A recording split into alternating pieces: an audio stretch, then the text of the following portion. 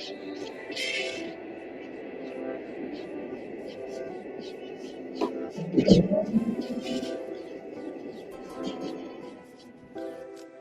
is The Joe Gaither Show on BamaCentral.com.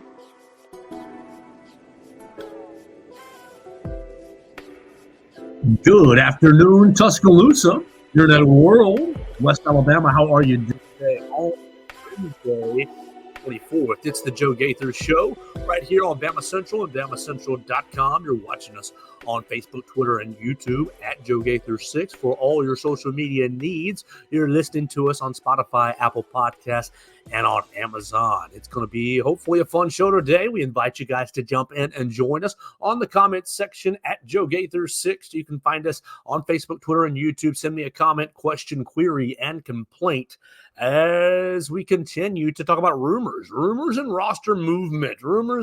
Roster movement, and I guess a little amateurism are on the table today as we're going to talk about Alabama basketball and their latest rumors as they seek to fill all 13 scholarships. We'll do a little roster to track our counters, see how many scholarships are full, see how many are open, and what we think are going, how they're going to be filled with the latest rumors as they are.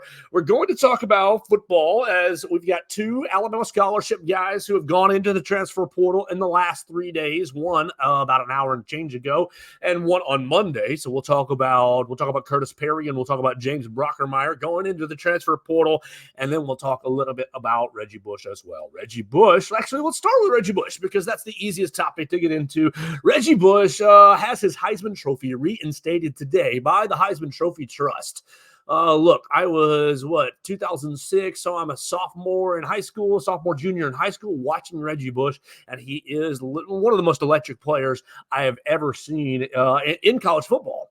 Obviously, the pro career didn't really match the hype of the college career. It wasn't bad, but it wasn't as impressive as the college career. But Reggie Bush got his Heisman Trophy removed from him by the Heisman Trophy Trust because he received improper benefits. Let's see. When did they do that? 14 years ago. Yeah, 14 years ago. That would have put us at 2010. That would have put us 4 years after the Heisman Trophy was actually awarded. And look, why? First, we're going to celebrate the fact that Reggie Bush got his Heisman Trophy reestablished to himself. But let's just conceptually talk about vacated wins, vacated Heisman Trophies, vacated awards.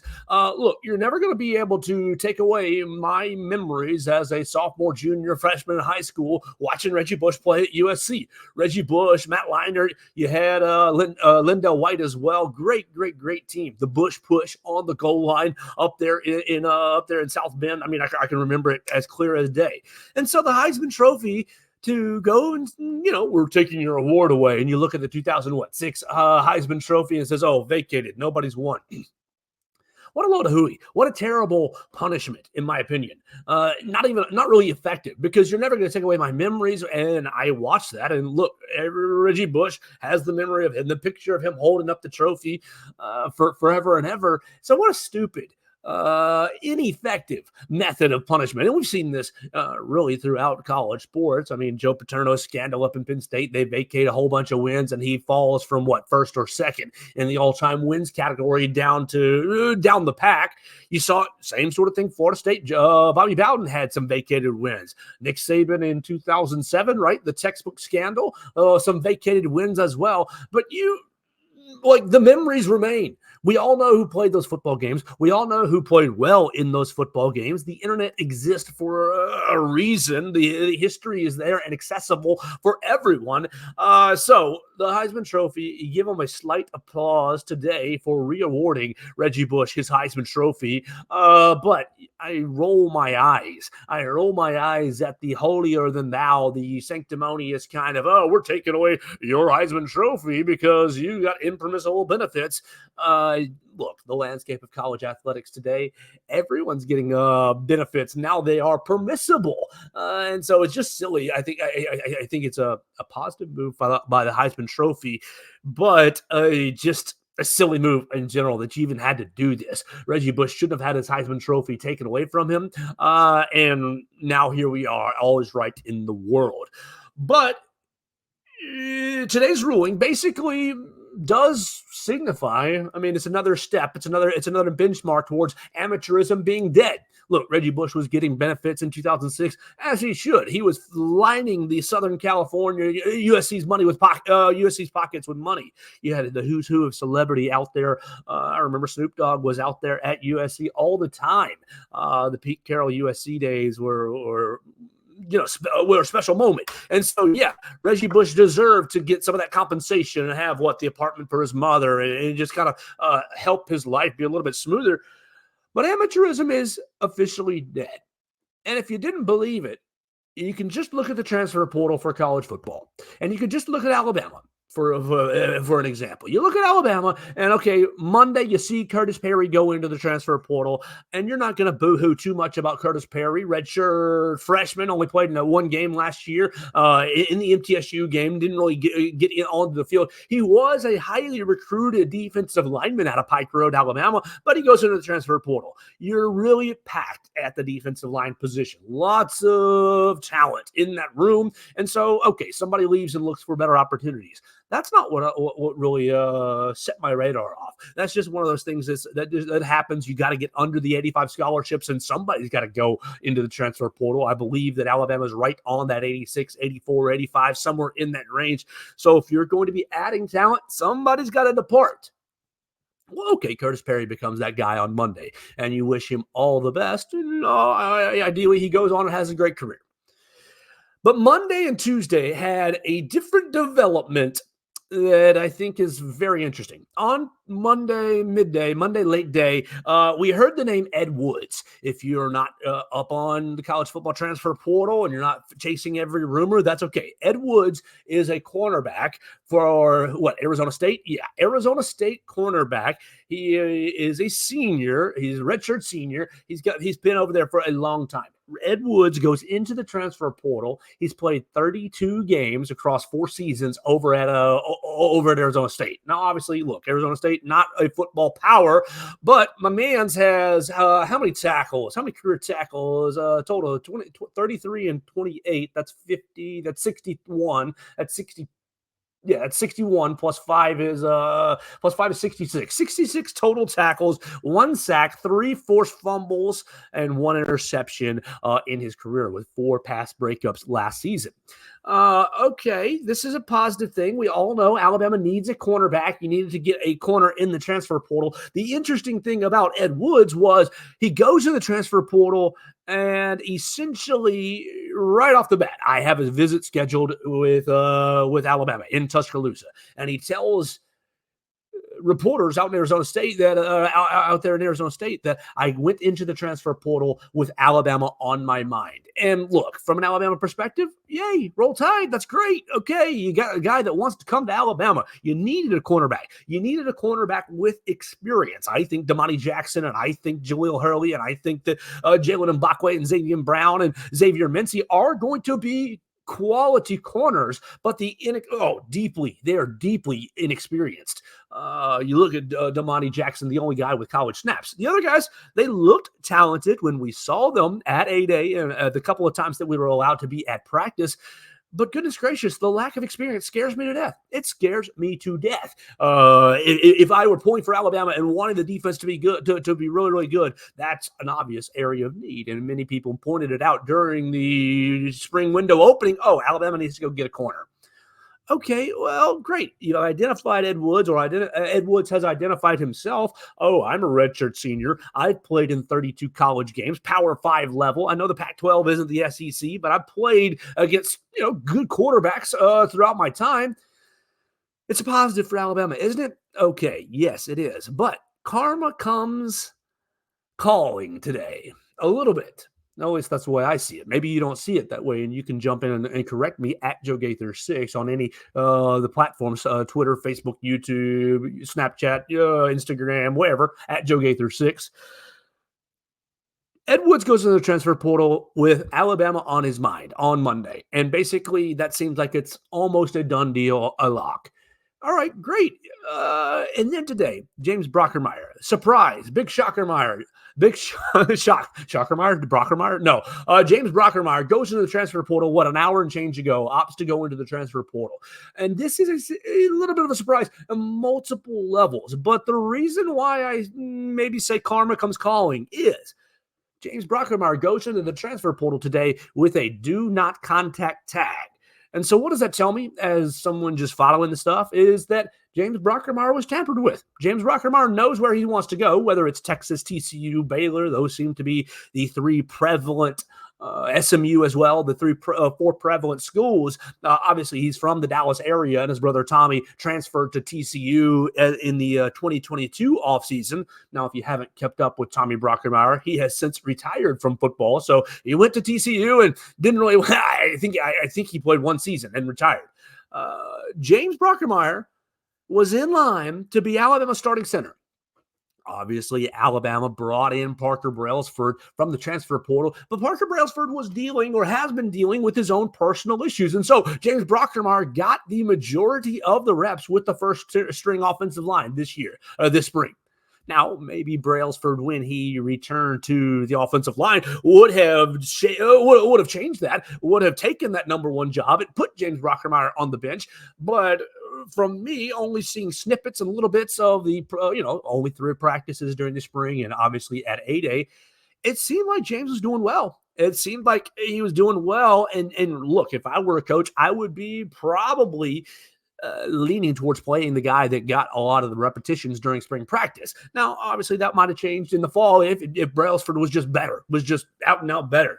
But okay, we don't even get to play that out because James Brockermeyer goes into the transfer portal with a do not contact tag on today. And so he's, I would say, likely to go to one of these schools, Texas, Baylor, TCU, or SMU, one of these Texas schools. They're from that area, and good on you. Go play and be where you can be the best, for yourself, and where you can maximize your value. But it's very odd to me. It's very interesting to me. Like, okay, Alabama has a serious hole at center.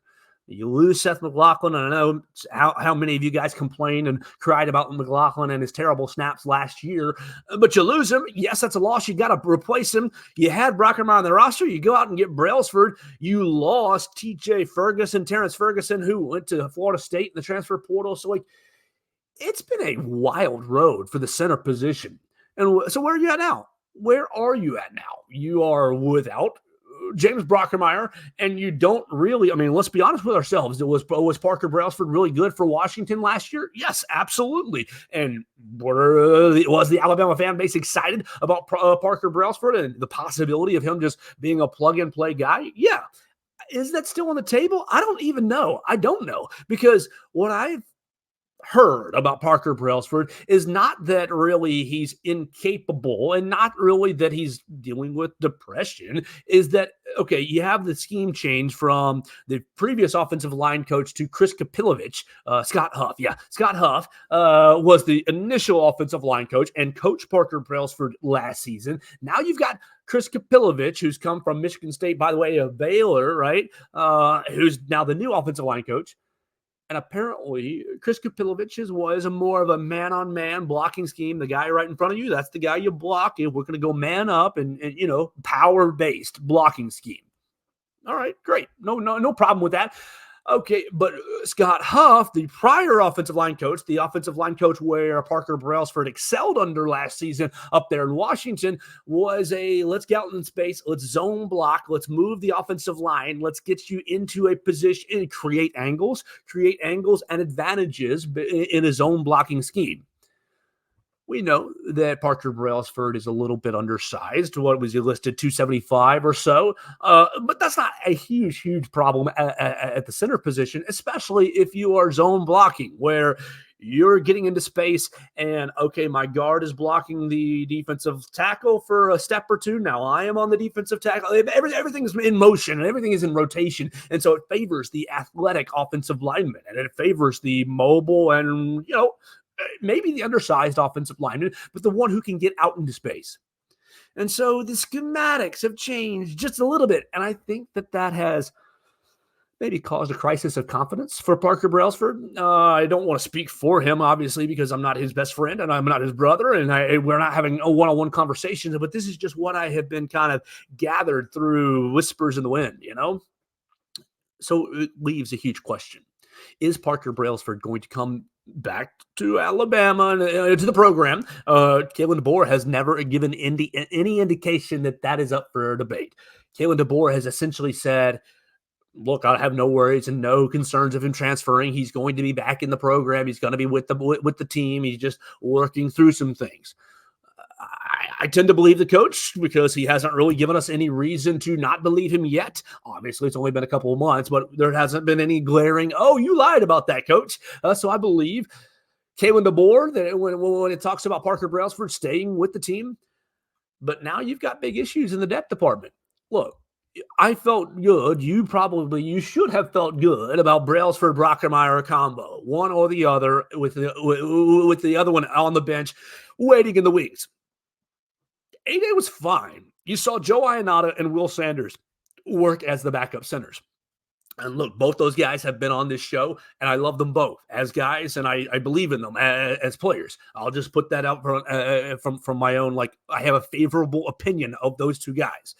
But with that said, neither of them have played center in high school. I mean, William did a teeny bit at Brookwood, but not really. Mostly it was guard and tackle. Same thing with Ionata. It was guard and tackle over at Calvary Christian. Do I think that both those guys are capable of doing it? Yes. Yeah, they're smart guys, athletic guys, gritty guys, hardworking fellas. That is who they are as their DNA. But they haven't done it yet. They haven't had the experience yet. And look, was 8A? 8A was fine. 8A was good. There was a couple errant snaps. There were a couple errant snaps, but that's to be expected when you have, let's be honest, those two guys should still be in high school. High schoolers snapping it in front of 70,000 fans at 8A. Sometimes the snaps would go a little bit all over the board, especially when you're not a center by trade. I think that Alabama is going to have to go into the transfer portal and get a center now. And you've got 5 days. You got 6 days left to really work in the transfer portal. I think that the first week, last week when the transfer portal first opened, you had some trepidation, I'm not sure if I want to leave my school. Look, it's a risk. In this spring window, I think you're seeing that play out. You're seeing, I think, more guys. I'm not going in the transfer portal just to test the market. I'm going in the transfer portal because I know that I'm going to school X, Y, or Z. I think that most of the guys who are going into the portal these days, you looked at Jalen Rashada. Jalen Rashada, the quarterback at Arizona State, goes in the transfer portal, is pretty much locked in to go to Georgia.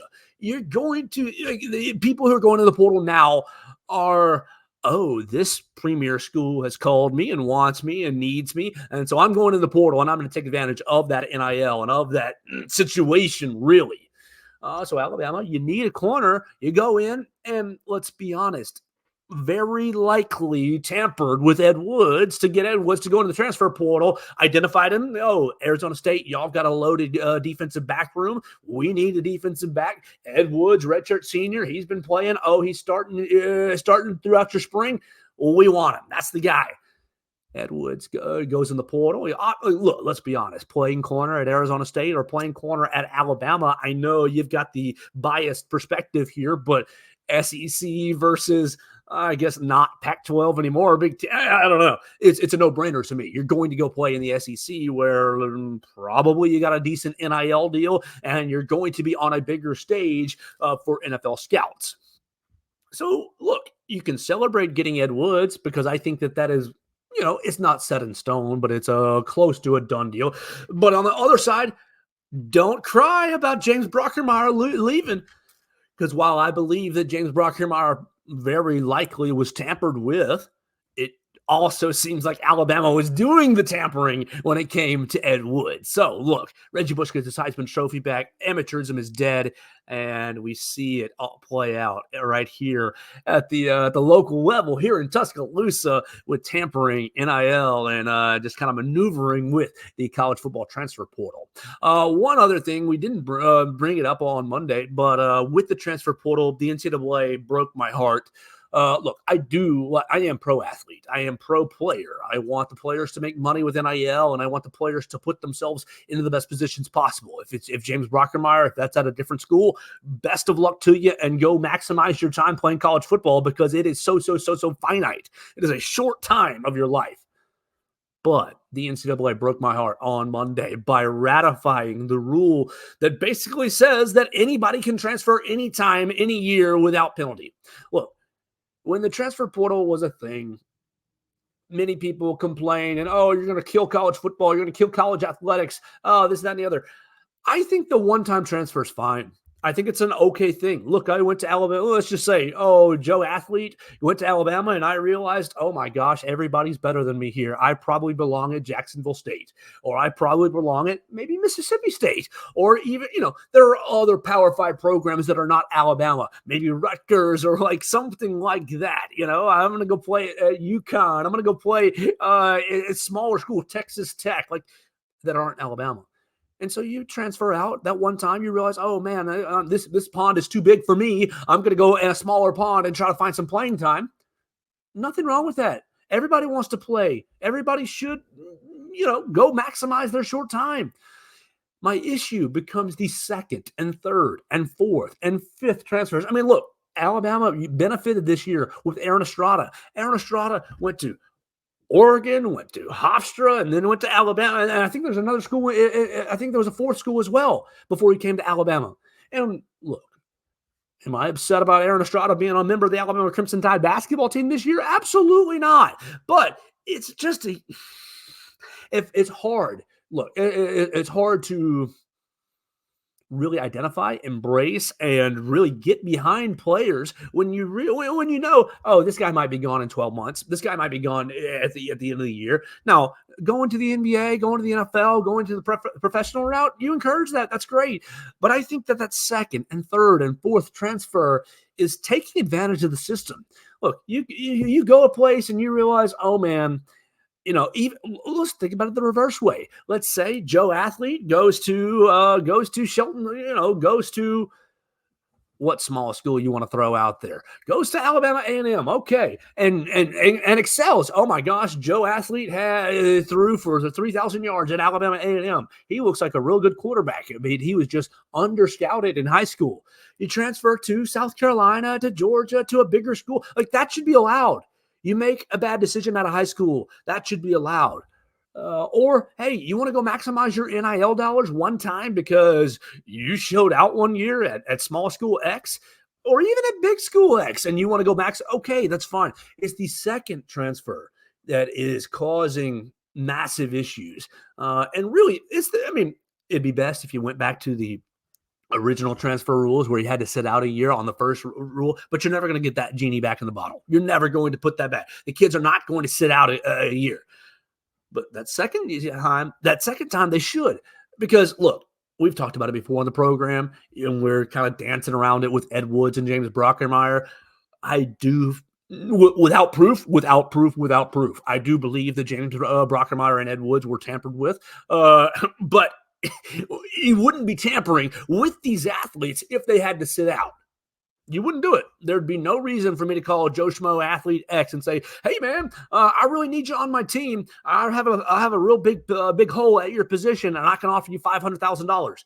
You won't do that if that Joe Schmo Athlete has to come to your school and sit out a year. You won't be offering them near as much money, and you won't be trying to entice them into the transfer portal. So the NCAA broke my heart on Monday by ratifying and basically making it official. It was a kind of a court injunction. Now it is an official rule on the NCAA level that anybody every year, there's no restrictions. You don't have to sit out a year. You can transfer basically as many times as you want to. And that just makes me a little bit sad for the state of all college athletics. Let's finish this bad boy out by talking Alabama basketball, because there has been a lot of news, not news, not quite newsworthiness, but a lot of rumors. That we'll say that. Okay, first on Monday, Muhammad Wagi goes into the transfer portal. So let's do a reset on where we are scholarship numbers, because at one point during the offseason, It'd be helpful if I didn't mute my microphone. How about that? Yeah, how about that? At one point during the season, I had Muhammad Waikiki as a transfer out candidate. Then it was, he's not going to transfer out. But on Monday, Muhammad Waikiki does declare his intentions to transfer out of the program. So where are you at? Let's just talk about that. You have Muhammad. You have Okay, let me do that counter. I needed to erase that. Yeah, Aiden Holloway has come in from the transfer portal. Muhammad Diabate has come in from the transfer portal. Latrell Wrightsell on Tuesday. Yep, we didn't talk about that. Latrell Wrightsell on Tuesday confirmed his intention to come back to Alabama. Jaron Stevenson, you haven't heard anything about him, but you expect him to be back. Chris Youngblood and Houston Millette are out of the transfer portal as well, while Nas Cunningham, Darian Reed, and Aiden Sherrill are high school freshmen. So what's that number, Olivia? 1, 2, 3, 4, 5, 6, 7, 8, 9. So you have 10, 11, 12, 13, 4 spots, right? And the rumors, we need to make sure you hear that they are rumors, not facts. The rumors are those 4 spots are going to be filled by Mark Sears, by Grant Nelson. How stupid is this? By Clifford Amori and LeBaron Philon. What? How dumb is this? Unbelievable. It would be the most talented basketball roster ever assembled in Tuscaloosa. I'm sorry, Coach Sanderson. I love you, Wimp Sanderson. But it would be, from 1 to 13, the most talented basketball roster that has ever been assembled at the Capstone. It would be stupid. All right, let's just talk about it. The 4 empty spots. Look, you're hearing Mark Sears. The things that we said on Monday still remain. Nothing has changed. Mark Sears, very, very viable draft candidate. In the draft, wants to see his draft stock, as he should. And as Alabama fans, you should encourage that. But if he's not getting positive feedback, basically top 35, top 40 picks, if he's not getting positive feedback, very, very likely that Mark Sears is going to be coming back to school. Now, we outlined it. The draft is pretty weak. And so with the weak draft, that helps Mark Sears' case.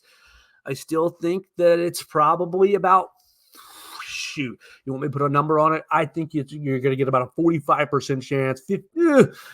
About a 45% chance that Mark Sears returns to school, because you don't really know what the draft guys are going to say, what the scouts are going to say. So there's one of our spots. Grant Nelson is in the same sort of boat. Grant Nelson wants to grow pro, and you want to see him go pro. You want to see all of the Alabama basketball players go pro, whether it's in the NBA or overseas. Go get paid, because it just helps the program. But if he doesn't get what he wants, doesn't hear what he wants to hear, then it sounds like he's leaning towards coming back to school. You see Preston Murphy go onto social media today, Alabama's assistant basketball coach, and put up a graphic. Basically, all it said was Sweet Home Alabama, but it was a photo of the state of Alabama. It had a Final Four logo in it from this past year, and it had a small graphic of Grant Nelson dunking over Donnan and Klingon. Why did Preston Murphy put that out today? I don't know. I can't tell you that, because I don't know, but it's very unusual. It feels like maybe a social media game that Preston Murphy is playing. Is he playing it with yours and my heartstrings? Is Grant Nelson going to come back to school? Does he know that? Or is it just, hey, I woke up on a Tuesday and I want to share this graphic? I would say that there is a message behind that graphic. You can determine what that message is yourself. But for me and myself, I'm choosing to allow myself to get excited about that. Now, the other 2 spots. LeBaron Philon. Okay, LeBaron Philon's not a name that we've talked about on this show before, because LeBaron Philon wasn't really on Alabama's radar for a long, long time. LeBaron Philon was the number 1 player in the state of Alabama for this 2024 class, right? And he was committed to Auburn for a little bit of time. He decommits from Auburn, and then he transfers from his school to the Link Academy in Missouri. Let's just full disclosure, Link Academy beat Aiden Sherrill and Darian Reed for the quote-unquote national championship, high school basketball national championship this year. So they beat Prolific Prep. Has two Alabama guys on the roster. He ends up basically leaving all the SEC offers behind. He left Auburn left Auburn behind, left Ole Miss behind, and never even really got back in with Alabama and Missouri. It was LeBaron Philon to Kansas. Well, Kansas is a little bit in a state of transition, obviously, if you haven't been paying attention. And some of this affects our buddy Rylan Griffin. Is Rylan Griffin going to end up at Kansas as previously maybe thought? I don't know. That's become less of a slam dunk than it was maybe 2 weeks ago. But what has come out is LeBaron Philon, 5-star point guard out of Link Academy in Missouri, really by way of here in the state of Alabama, has asked for his asked to be let out of his letter of intent for the Kansas Jayhawks. And what's the next stage that you hear? LeBaron Philon. Let me just let you know. Yeah, Link Academy right there. All right, what's the next thing that you heard? Was that Alabama is in serious play with LeBaron Philon. 6'4", 180-pound guard is rated as the number 33 overall player in the class by the 24/7 Sports Composite. He's rated as the number 3 overall point guard in the class.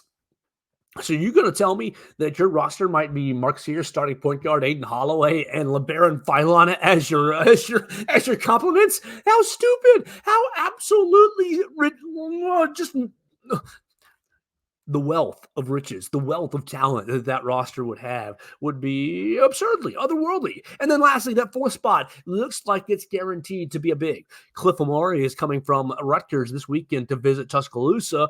But if it's not Cliff Amari, how about Ugano Onyenso? Oh my gosh, if you heard me talk about it, Onyenso during the, you go back, 6, 8, 10 weeks or so when Alabama was going to play Kentucky up there in Lexington, and Alabama got their butts absolutely beat in Lexington. Ugana Onyenso was the main player that stood out to me when I watched Kentucky, not because of the scoring factor, but because he was the one player out there that had a defensive edge. I mean, sometimes Aiden Thero, their wing guard, did as well.